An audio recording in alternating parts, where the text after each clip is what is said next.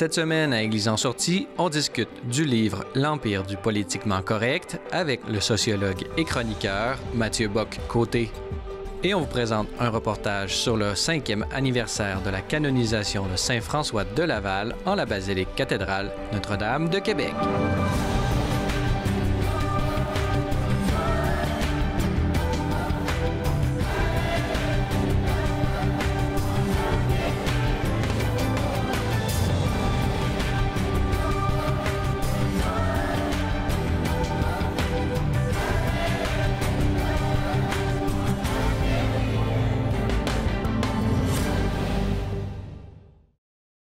Bonjour, mesdames et messieurs, et bienvenue à Église en sortie. Aujourd'hui, à l'émission, nous allons traiter du politiquement correct. Et pour nous en parler, nous avons avec nous en studio Mathieu Bock-Côté. Bonjour. Bonjour. Mathieu Bock-Côté, on vous connaît, vous êtes sociologue québécois. On vous a déjà reçu à l'émission, c'est toujours un plaisir. On est réunis aujourd'hui pour parler de votre plus récent ouvrage, L'Empire du politiquement correct.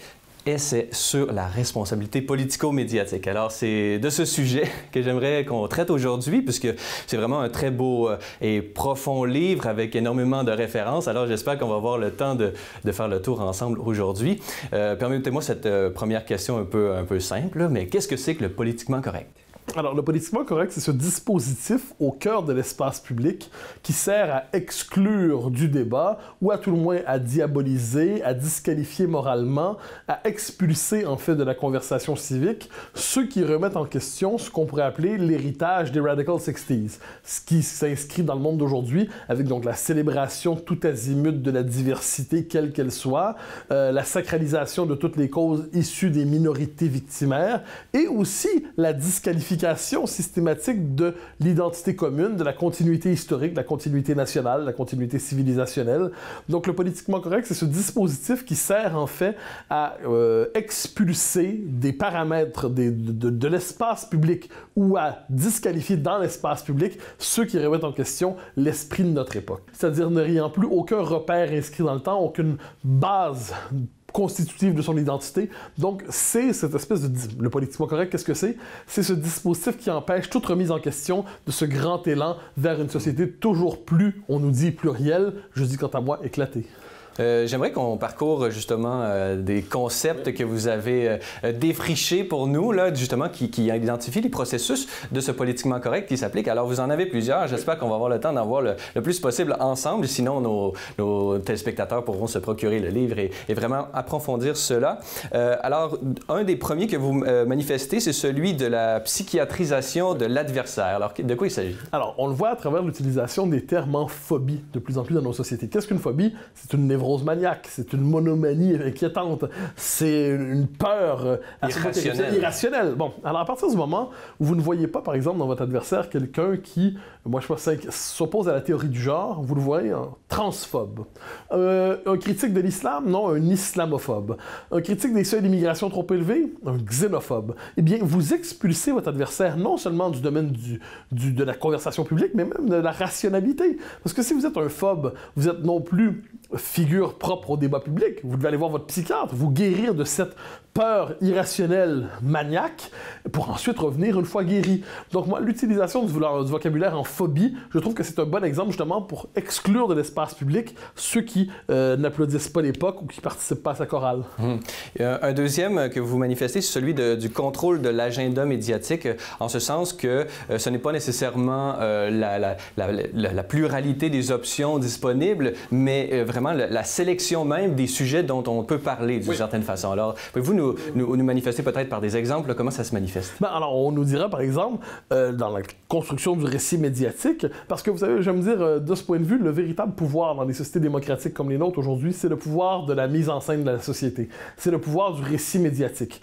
Or, dès lors, on nous dira qu'est-ce qui est véritablement important au Québec ou en France. On va nous dire, bon, est-ce que c'est possible? On a des problèmes d'intégration dans nos sociétés. C'est le moins qu'on peut se dire devant l'immigration massive, il y a des difficultés d'intégration. Eh bien, le grand récit, est-ce que ça va être cette difficulté d'intégration ou ça va être c'est le révélateur de la tentation de l'intolérance, la tentation du repli, la tentation de l'exclusion qui traverserait nos sociétés. Ou inversement, la transformation de tous les éléments qui viennent déstructurer la différence sexuelle homme-femme, fondatrice jusqu'à tout récemment de l'humanité. Eh bien, on va présenter désormais toute forme de remise en question de cette base anthropologique. Le grand récit médiatique va présenter comme sous le signe du progrès toute remise en question de ce rapport constitutif de l'humanité.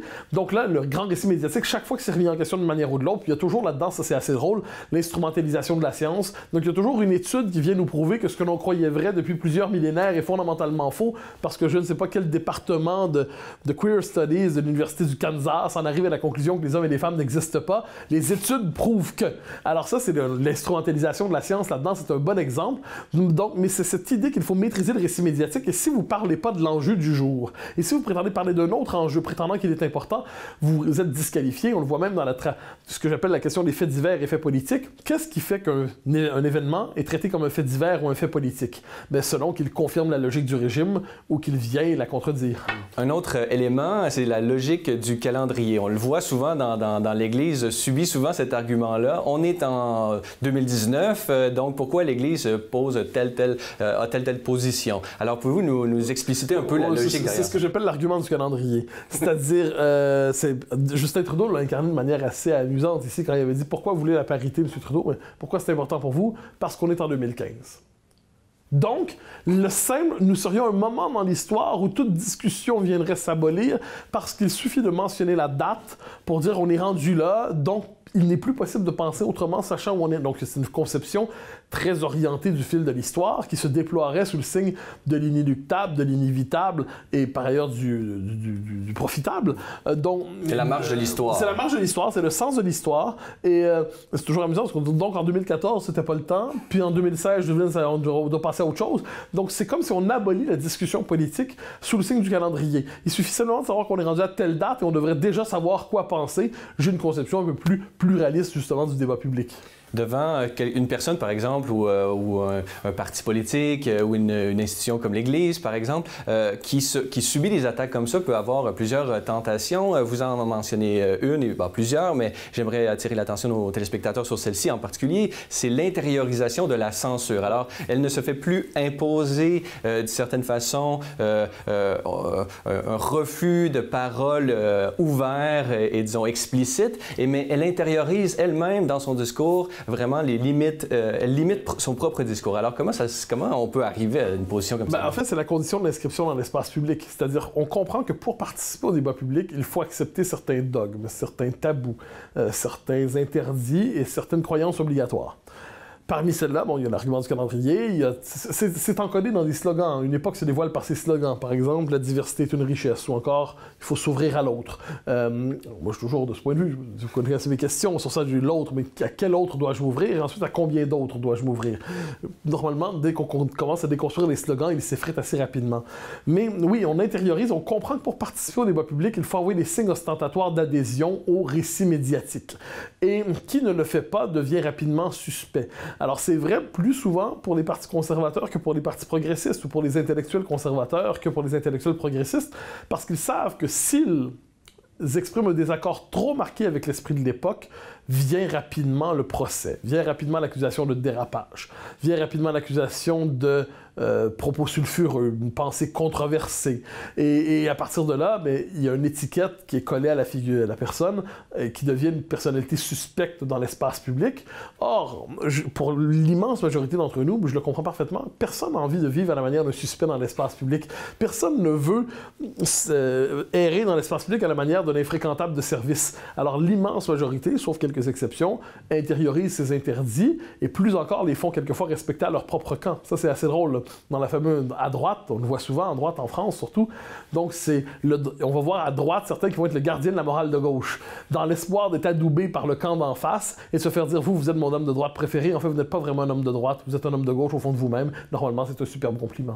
Justement, en parlant de droite et de gauche, vous parlez de ce phénomène de l'étiquetage, justement, avoir un concept et le le mettre un concept et l'appliquer sur une personne, d'une façon, la situe et, disons, limite un peu son langage, d'une certaine façon. Oui, ben absolument. C'est-à-dire que dès qu'on trouve une étiquette, et l'étiquette est souvent infamante, hein, il faut le savoir, eh bien là, dès lors, ça nous dit à l'avance ce qu'on a pensé de cette personne. Est-ce que je reçois aujourd'hui le journaliste X, l'essayiste X ou le polémiste X? Si je dis je reçois le polémiste, on sait à l'avance qu'on est devant un esprit querelleur dont la légitimité est diminuée parce que fondamentalement, ce qu'il veut, c'est la querelle, c'est le conflit, c'est se faire célébrer finalement à la manière d'une... Il veut provoquer, voilà. Est-ce que je reçois aujourd'hui l'humaniste ou le controversé? Est-ce que si je reçois aujourd'hui l'humaniste de M. X, ben on sait à l'avance que c'est une grande figure. Si je dis le controversé, c'est-à-dire on nous met en garde à l'avance, faites attention. Si je reçois le très controversé, alors là, on comprend, le message est envoyé. Des opinions dangereuses. Alerte opinion dangereuse. Si je suis d'accord avec cette personne, je rejoins le camp des proscrits. Et de ce point de vue, dans le livre, je cherche à comprendre aussi comment fonctionnent les mécanismes de l'ostracisme, comment fonctionne la mécanisme de la fabrication du paria dans nos sociétés qui se croient paradoxalement les plus ouvertes qu'ils soient. Exactement. Donc, ce que vous montrez par toute cette riche analyse, c'est jusqu'à quel point, justement, nos sociétés en viennent à perdre énormément en richesse et en diversité intellectuelle. C'est dommageable pour la démocratie. Ben, je crois que la démocratie s'enrichit justement de la pluralité des passions humaines. C'est-à-dire, fondamentalement, une société qui ne serait que conservatisme serait étouffante, elle serait muséifiée, elle serait empoussiérée. Une société qui n'est que progressisme est une société désincarnée, est une société pur mouvement, instable, incapable de répondre aux besoins de stabilité de l'âme humaine. Une société qui ne serait qu'autorité serait, encore une fois, étouffante. Une société qui ne serait que transgression serait sans repère et nous condamnerait une forme de schizophrénie collective. Alors moi, je crois que le politique doit tenir compte de l'ensemble de ces passions humaines. Or, une part significative de ces passions aujourd'hui, qui sont généralement celles du camp de l'enracinement, de la verticalité, de la continuité, sont disqualifiées et n'apparaissent dans l'espace public, on le disait tantôt, qu'à la manière de symptômes de phobie inquiétante ou de tendances sociologiques condamnables, le repli sur soi, le repli identitaire, le refus de l'autre. Donc moi, je crois qu'il nous faut nous délivrer de ce vocabulaire incapacitant, ce vocabulaire qui sert en fait à étouffer l'expression dans l'espace public d'aspirations tout à fait naturelles et légitimes inscrites dans le cœur de l'homme. Alors, si vous le permettez, on va aller voir un reportage sur la célébration eucharistique soulignant le 5e anniversaire de la canonisation de Saint François de Laval et qui a eu lieu à la cathédrale Notre-Dame de Québec.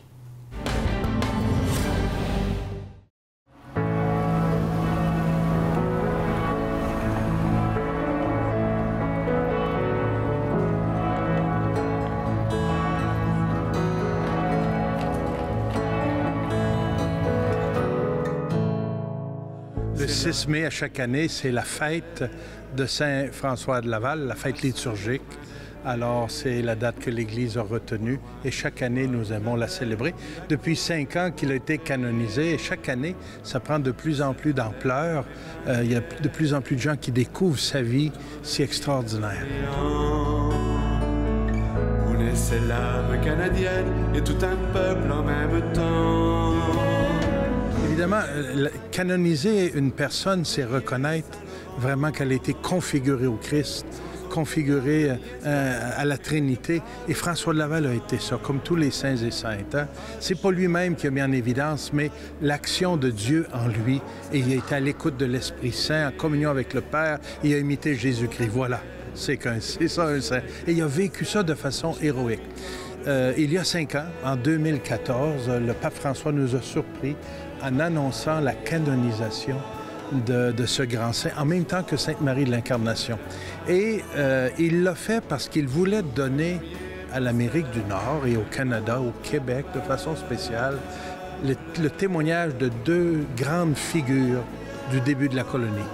Une femme religieuse, première femme missionnaire au Canada, Marie de l'Incarnation, et le premier évêque, François de Laval. 2 êtres très différents, mais 2 personnes amoureuses du Christ de l'Évangile, avec une profonde spiritualité, 2 grands mystiques, une cloîtrée dans un monastère et l'autre à pied en raquette et en canot sur les fleuves et les rivières et les sentiers du Québec à la grandeur de ce diocèse. Et il l'a fait de façon, c'est une canonisation qu'on appelle équipolante, c'est-à-dire il l'a fait sans qu'il y ait eu nécessairement un miracle reconnu. Le pape a cette possibilité-là de faire ce choix-là. Lui en était convaincu et leur vie est une vie de sainteté, c'est bien évident. Écoutez, là, plus de 300 ans plus tard, on en parle encore. Ça veut dire quelque chose, ça. Hein? Et ils sont une inspiration pour nous. Alors voilà pourquoi le pape l'a fait. Et il nous a invités à Rome pour célébrer une messe d'action de grâce à Saint-Pierre de Rome. Cette messe a eu lieu le 12 octobre 2014 à la basilique Saint-Pierre.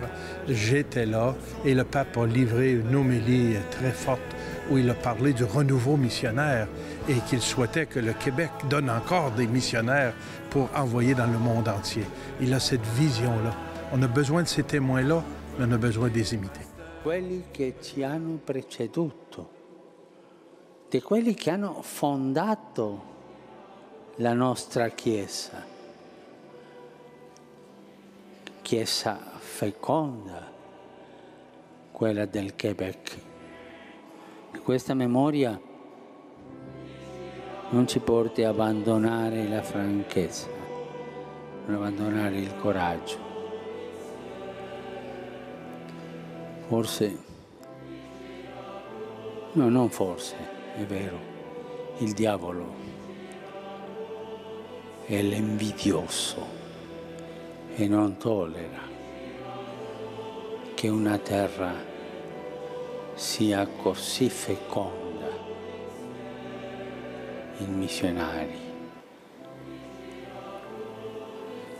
La preghiera al Signore perché il Québec torni su questa strada della fecondità.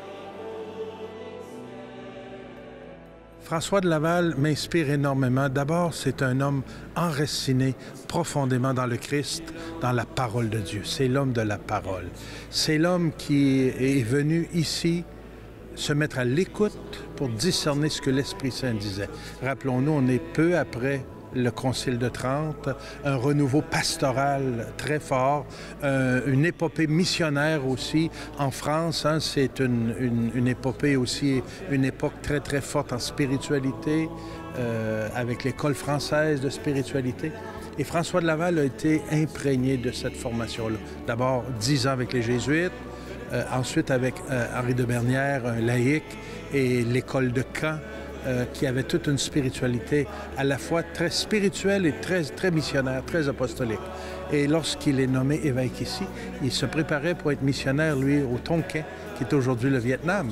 Mais finalement, il a abouti à Nouvelle-France. C'est pas mal une température différente d'abord, sous les tropiques ou bien sous les arpents de neige.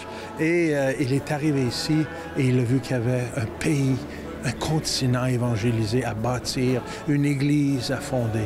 Il y avait déjà des gens ici depuis déjà quelques décennies, les Récollets de la famille franciscaine, les Jésuites. 20 ans auparavant est arrivé les Augustines et les Ursulines, mais il était le premier évêque. Alors, ce qui m'inspire, c'est son audace, sa persévérance, au milieu d'épreuves comme vous ne pouvez pas vous imaginer. C'était quelque chose arrivé dans ce pays. Hein? Ce pays si difficile l'hiver qu'on ne connaissait pas, on ne savait pas comment faire, mais aussi les confrontations qu'il y a eu avec les peuples autochtones qu'on connaissait mal, qu'on a appris à connaître, à découvrir, à établir de l'amitié. François de Laval est admirable dans son ouverture, son dialogue avec les peuples autochtones. Il les a défendus contre ceux qui voulaient leur vendre de l'alcool qui leur faisait un mal énorme à l'époque. Il a travaillé pour la dignité des personnes autochtones et moi, je l'admire beaucoup pour ça. Deuxièmement, c'est un homme qui a rassemblé des équipes missionnaires, des prêtres, mais aussi des laïcs, qui sont allés desservir ce grand territoire. Vous savez, à l'époque, là, en 1674, lorsque le diocèse de Québec est fondé, c'était le plus grand diocèse au monde. Toute l'Amérique du Nord, pratiquement, sauf les colonies espagnoles et jusqu'en Louisiane. C'était immense, immense. Évidemment, il n'a pas tout visité ça, là, parce qu'il n'y avait pas d'avion ni d'hélicoptère, mais dans son cœur, il y avait de la place pour tout ça. Et il a fondé un séminaire. D'abord, la première chose qu'il a fait, c'est fonder un séminaire, ensuite une paroisse pour former des prêtres, rassembler des prêtres missionnaires. c'est un séminaire missionnaire. Et après, allons servir, allons proclamer l'Évangile. Ça, moi, ça m'inspire parce qu'on est encore à une époque où on a besoin de refondation. Se refonder nous-mêmes dans l'Évangile, dans le Christ et dans cet élan, cette conversion missionnaire. Et le Seigneur fera du neuf avec nous encore.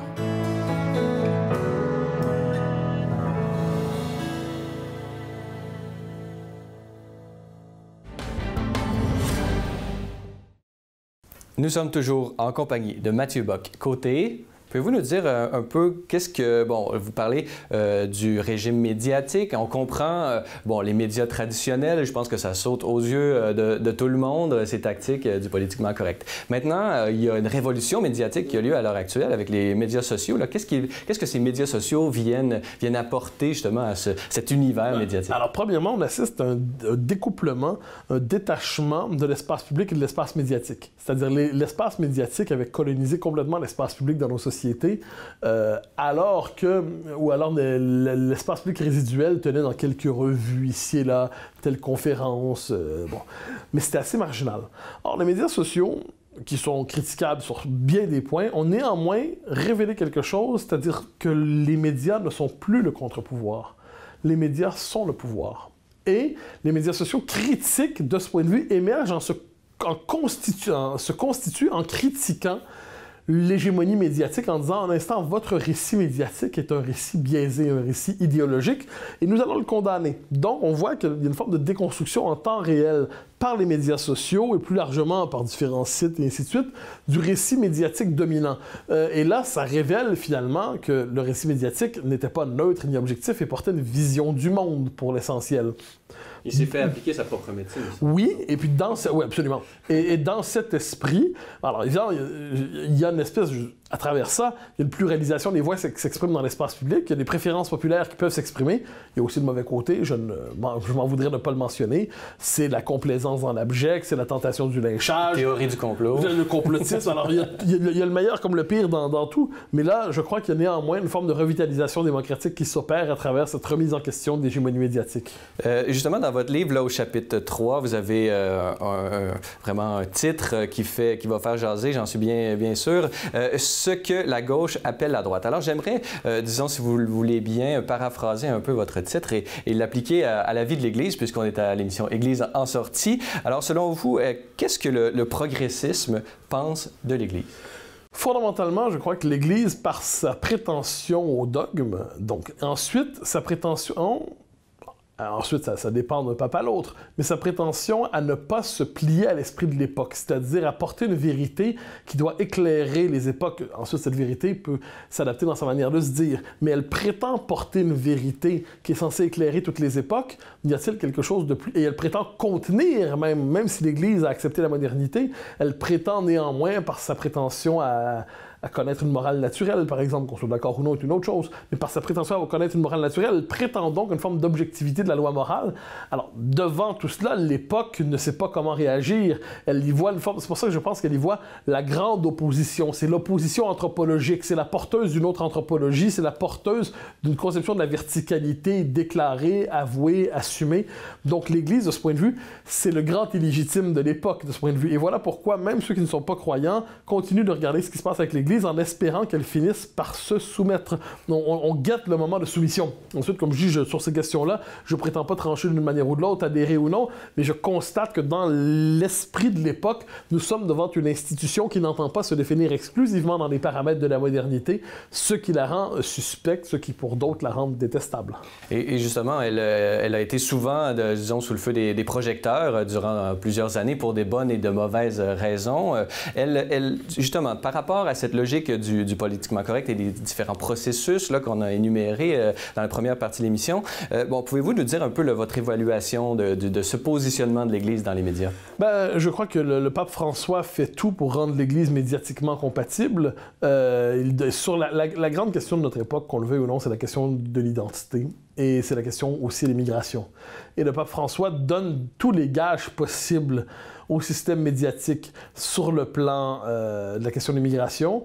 Je crois que les médias l'aiment bien à cause de ça, mais il n'en demeure pas moins que dès qu'on se rattache aux questions plus doctrinales, eh bien, l'Église, au-delà du pape, réapparaît à la manière d'une institution irrécupérable.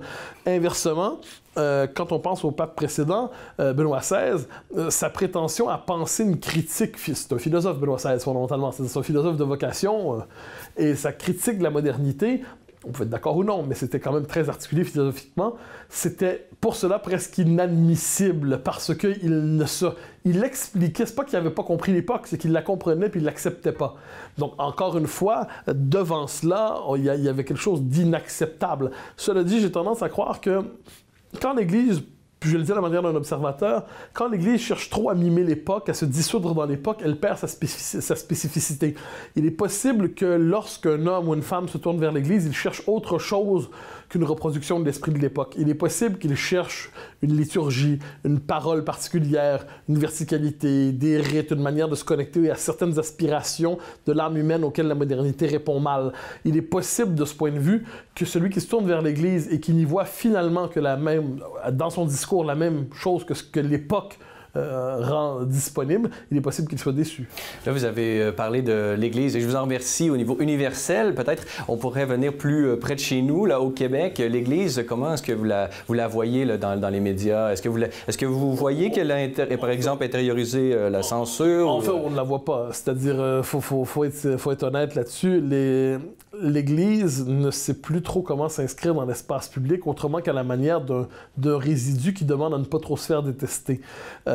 Évidemment, il y a la question fondamentale qui aujourd'hui prend beaucoup de place des cas de pédophilie. Et ça, effectivement, il y a une ferme je crois que la plupart des esprits de bonne foi disent que l'Église doit se purger elle-même de ce mal. Il y a eu une faute historique immense et impardonnable, diront certains. Pardon, l'Église dira qu'on peut toujours pardonner, mais quoi qu'il en soit, il y a une faute historique un mal doit être purgé, absolument. Et ça, je crois que de ce point de vue, l'Église a intérêt à faire contrition. C'est-à-dire, elle a intérêt de ce point de vue à s'agenouiller et à demander pardon pour ça. Très bien. De l'autre côté, quand on regarde le Québec d'avant 1960, quand l'Église elle-même n'est plus capable de défendre son propre héritage, parce que moi, je suis bien prêt à critiquer le cléricalisme d'hier, un certain catholicisme qui était faisandé, qui était presque étouffant, très bien, mais il n'était pas que ça. Le catholicisme d'hier était aussi lumineux, était aussi ouverture à la littérature, ouverture à la philosophie, ouverture à la beauté, était aussi puissance missionnaire, était aussi puissance de conversion, était aussi consolateur.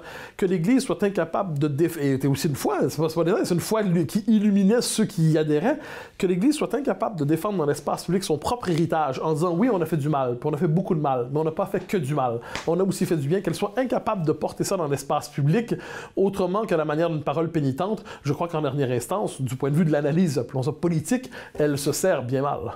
En tout cas, on essaye de la servir en ce sens, de manifester les beautés de la foi catholique ici à cette émission. Sur ces paroles, je rappelle que vous êtes Mathieu Bock-Côté, l'auteur de ce livre, L'Empire du politiquement correct, publié aux éditions du Cerf et puis est disponible dans toute bonne librairie. Alors Mathieu Bock-Côté, merci beaucoup d'avoir été avec nous aujourd'hui. Merci à vous. Voilà, c'est tout pour aujourd'hui. N'hésitez pas, si vous avez des questions ou commentaires, vous pouvez m'écrire à l'adresse qui apparaît à l'écran. Revenez-nous la semaine prochaine pour un autre épisode d'Église en sortie.